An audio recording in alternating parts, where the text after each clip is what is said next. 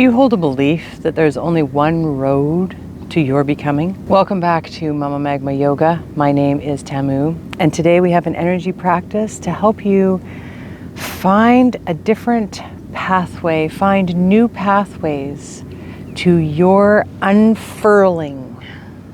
So even if you're not a religious person and you don't follow any particular religion, I'm willing to bet that there is a set way, a set pathway in your mind that you decided a long time ago that is your pathway to becoming. And what do I mean by becoming? I mean your pathway to discovering and walking your innermost self, whether that is finding your career, whether that is opening spiritually and attaining enlightenment, whether that is coming into light body, whether that is simply finding your dharma, or whether that's simply healing from past trauma and discovering who you are beyond the trauma and underneath the trauma. So whatever it is, you decided a long time ago, deep down in your gut, that there was this path that you needed to follow. And maybe that path came from influence from your parents, maybe it came from a spiritual community, maybe it came from just society, maybe it came from books that you read. You decided, that's my path towards becoming, that's my path towards healing, that's my path towards my career. But it's not the only path. And if you're feeling stuck, if you're feeling like you're banging your head against a wall, you haven't made any movement, there's stagnation in your growth, then now is the time to take a step back and to look at things from a different perspective and allow a reshuffling to take place within you so that you can discover another path forward that is just as true and just as clear and just as powerful and just as right as any belief or any path that you've been on before. So let's break this down a little bit. Let's say that you are someone whose dharma feels as though you are to come into enlightenment, whatever that means for you. You have always had an idea that this path would look like healing your past trauma, like that healing would have to take place first. And then maybe the idea was that once that healing was done, then you'd be free to go on a pilgrimage. Maybe you would go to India, or you would go to Tibet, or you would find some other place, sacred place of worship, place of contemplation, where then you would begin your spiritual path. Now, maybe this also looks like finding a teacher. Maybe it looks like reading books. Maybe it looks like going back to school or taking a yoga teacher training course. Whatever it is, you had an idea that first the healing had to take place. Second, you could then embark upon your path of bringing more sacredness into your life, of discovering who the teacher is inside. Then maybe you see yourself becoming a teacher. Maybe you see yourself giving information to others, passing along knowledge to others. Maybe you see yourself as becoming a recluse. So we're just using the example of enlightenment, right? Of innermost self-discovery in a spiritual setting. But life doesn't work that way. And we have to allow ourselves grace to allow life to unfurl as it does. Because like grief, healing, we all have to go through healing, whatever it is, no matter what circumstance you were born under, you're needing to go through some healing. And healing is the biggest question, the biggest dive that people know that they must take, that they must face, that at some point they must turn around and look it in the eye and say, yes, I've got to heal this. But like grief, healing doesn't happen linearly. And so you'll never stop healing, which may sound pessimistic, but it's not, because healing is like growth. It's like change. It's like unfurling. So the healing will always happen in a spiral, in sort of a Fibonacci sequence type of movement. We will go through phases where we heal aspects of ourselves, aspects of something that's happened in our past, and then we are able to move on, and we have more strength, and we have more knowledge of ourselves, and then another cycle comes around, and we must dig deeper or to different areas of that aspect of healing. And those healing processes can inform us, can teach us, and they allow us to discover more and more about ourselves and about our purpose if we allow them to. So let's say you're on a part of your path where you have a new job, or you're looking for a new job, and you have a job prospect, and this job feels like your dharma. It feels like it is part of your path of becoming, and the job falls through, and it shatters everything that you thought you were supposed to be doing. It completely disintegrates that idea of the path that you were on, the foundation that you were building. It feels like all of that effort and everything was for nothing. What do you do in that circumstance? Do you give up on your becoming? Do you give up on the dream? Do you walk away from it? Do you buy into the negative self-talk that you're worth nothing, that this wasn't actually meant for you, that maybe you should try something completely different?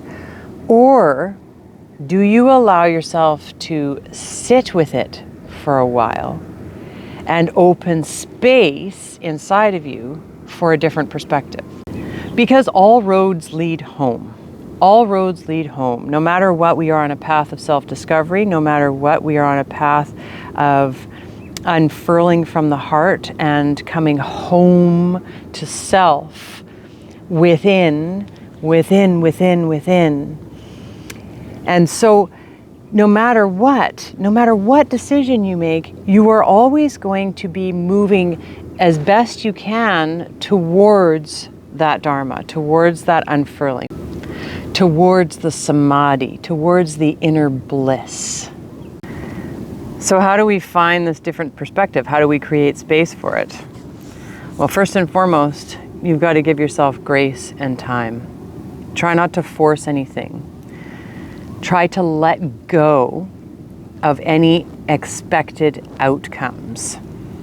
So that's going to be hard in a situation where you had a job prospect and it fell through and it made you feel like your whole world was falling apart.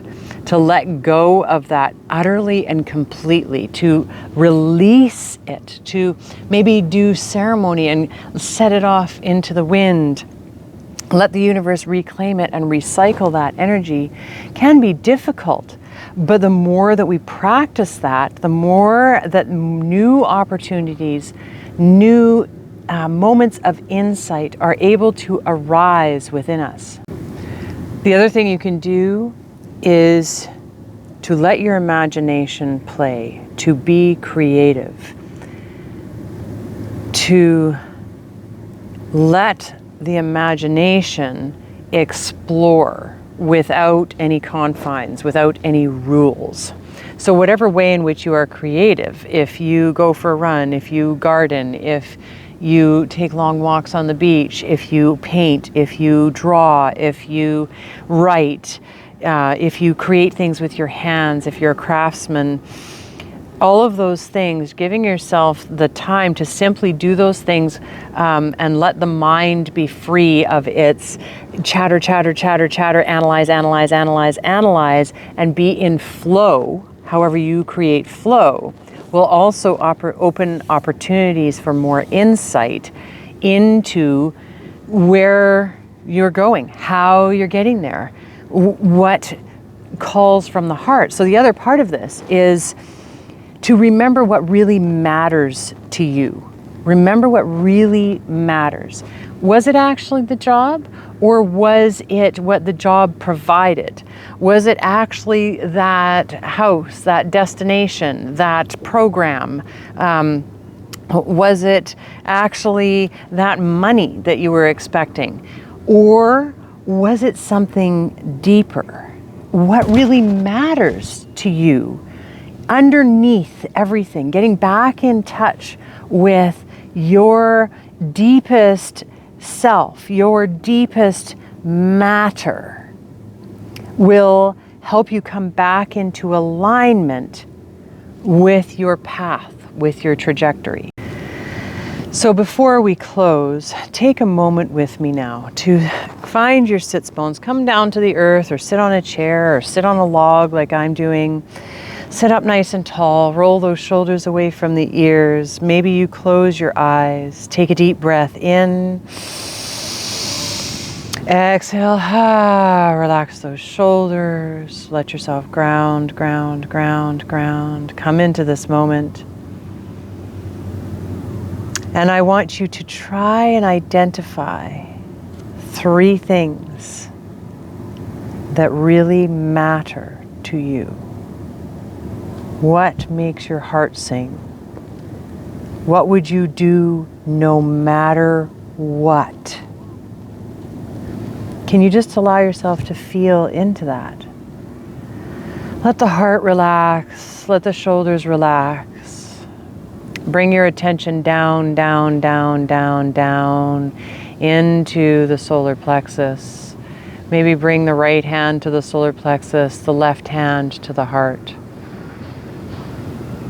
Continue to breathe nice and deep, and see if you can identify, if you can call up 1 to 3 things that really matter to you above anything else. And see how your body responds. After you've given yourself a little bit of time to feel into those 1 to 3 things, I invite you to write them down, to draw them out, to type them into your laptop, into your phone, put them somewhere where you can see them all the time. So if you're writing them down, tack it up above your desk or beside your bed. If you're putting it on your phone, make it into your lock screen or your home screen.